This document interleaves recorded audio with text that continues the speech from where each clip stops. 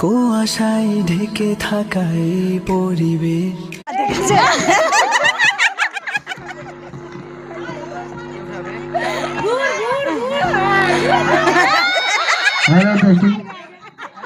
হচ্ছে না হচ্ছে না, এবার হচ্ছে হচ্ছে।